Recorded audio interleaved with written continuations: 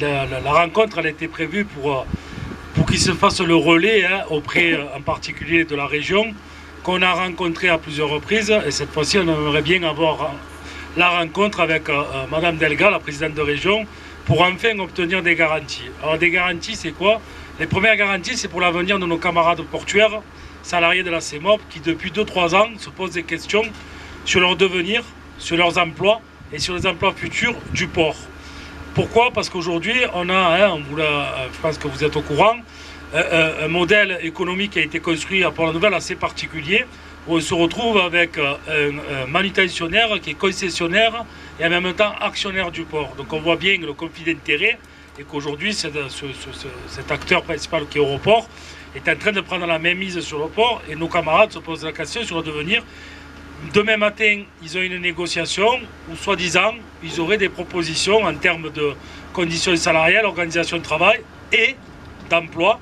Mais d'emploi, comme on l'entend nous, je pense que ça sera loin d'être à la hauteur, puisqu'il y a des questions aussi qui se posent sur la question de l'externalisation, de la sous-traitance sur le port, et donc de la précarité en général.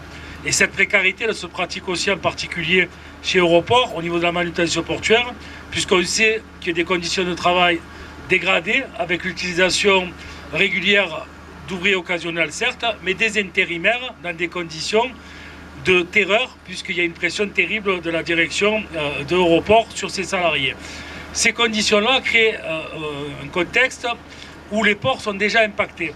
Alors, on avait la crainte de voir des trafics se déplacer de Sète ou d'ailleurs vers Port-la-Nouvelle. Il n'y a pas que ça la crainte qu'on peut avoir, c'est que ce modèle ici fait que nos employeurs ailleurs nous demandent de revoir nos conditions d'emploi, nos conditions salariales et nos compositions d'équipe, sinon ils viendraient là, c'est moins cher, c'est le fameux port low cost qu'on a identifié, puisque c'est un modèle qui fait que ça va déséquilibrer tout ce qu'on a construit. Alors on disait sur les ports de la Méditerranée, on a appris lundi par exemple qu'à Bayonne, il y a une menace sur un trafic, si vous ne revoyez pas vos compositions d'équipe, on viendra pour la nouvelle. Donc tous ces faits-là, mis les bouts à bout les uns aux autres, ce qu'on craignait il y a quelques années, on va dire, se concrétise aujourd'hui et il va falloir vite que la région reprenne la main. Et c'est là que l'important, c'est la question de la gouvernance de ce port qu'on ne peut pas laisser à un privé qui pense faire tout ce qu'il veut, comme il veut, quand il veut, sans respecter et les règles conventionnelles, et la loi, et la sécurité des travailleurs. Donc nous, on a demandé à ce directeur du port de se faire le relais auprès des actionnaires, en particulier de la région, et d'obtenir le plus rapidement possible cette fameuse rencontre à les régions, sachant que le 14 janvier, nous avons une rencontre avec les ministères, avec le ministère des Transports, qui est assez importante, avec divers sujets, dont le sujet pour la nouvelle. Et donc, dans ce créneau-là, entre aujourd'hui et le 14 janvier, il va falloir vite avoir des nouvelles, une réunion, sinon on a déjà dit qu'on pourrait recommencer. Deux petits mots sur la non-présence de la presse. Tony l'a dit, ça nous interpelle, et en même temps, ça prouve l'importance de notre mobilisation. Ça a été relayé en amont par des médias.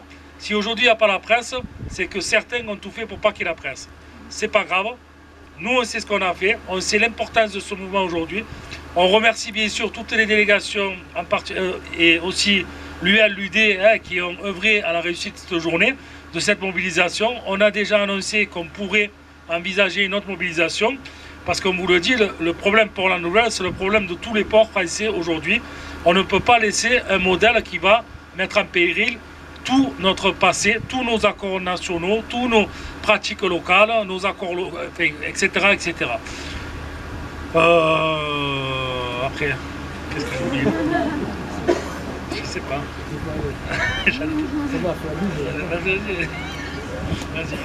Juste pour compléter les camarades, en 2013, c'est déjà la région Occitanie qui s'était permis de considérer que comme sur le port de Port-la-Nouvelle, il n'y avait plus de dockers carte G, c'était la disparition de la profession de docker. Voilà. Et c'est eux aujourd'hui qui continuent à créer les conditions de la précarité, de la concurrence déloyale.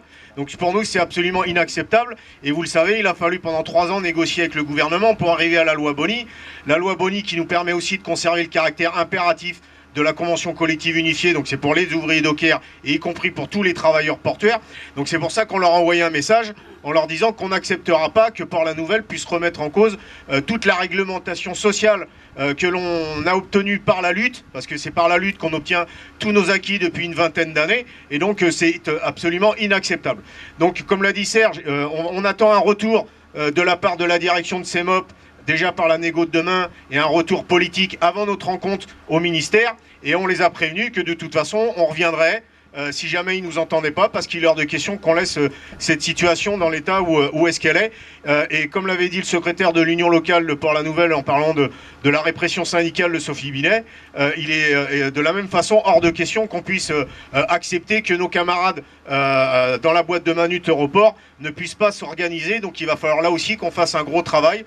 Et forcément que la solidarité par votre présence aujourd'hui à l'appel de la fédération permet de créer les conditions de pouvoir s'organiser dans l'autre entreprise. Et en tout cas, c'est ce qu'on va s'efforcer de faire.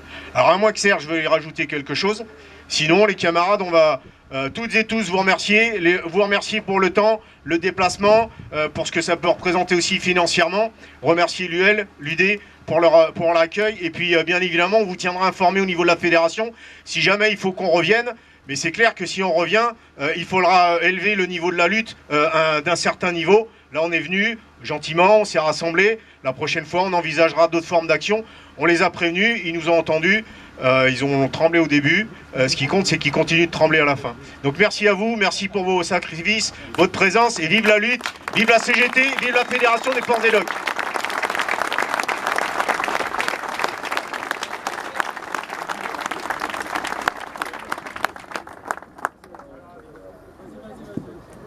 Camarades, merci beaucoup de votre présence.